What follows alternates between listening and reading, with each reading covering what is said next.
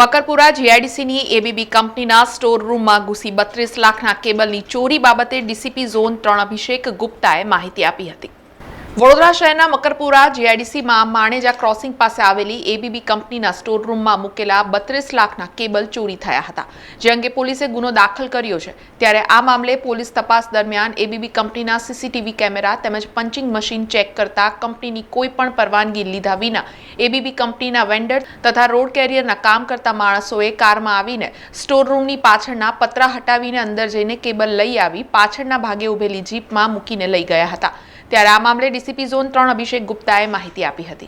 32 લાખ આસપાસનો મુદ્દામાલ 1770 મીટર જેટલા કોપરના વાયર ગુમ છે, જેની કિંમત સાથે જોવામાં આવે તો 32 લાખ ઉપરનો મુદ્દામાલ થાય છે અને તેમાં સીસીટીવી ફૂટેજમાં જે આરોપી દેખાય છે તેની મકરપુરા પોલીસ સ્ટેશન દ્વારા ધરપકડ પણ કરવામાં આવી છે। હજુ તપાસ ચાલી રહી છે, એટલે માસ્ટરમાઇન્ડ કોણ છે એ કહેવું મુશ્કેલ છે, પરંતુ જે લોકોના સીસીટીવીમાં દેખાતા હતા તે લોકોને ધરપકડ કરવામાં આવી છે અને વધુ તપાસ પણ હાથ ધરી રહ્યા છે, કારણ કે ખૂબ જ મોટી માત્રામાં મુદ્દામાલ ગયો છે।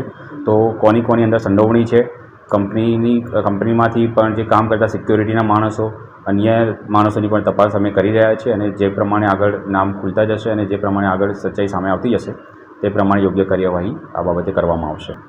હજુ સુધી કોઈ ગુનાહિત ભૂતકાળ નથી આવ્યા। નાના મોટા પ્રોહિબિશનના કે મારામારીના 1-2 કેસ થયા હોય એવા 1-2 આરોપી છે, પણ વધારે કોઈ રીડા ગુનેગાર હોય એવું હજુ સુધી સામે નથી આવ્યું, પણ આ બાબતે તપાસ ડિટેલમાં કરી રહ્યા છે।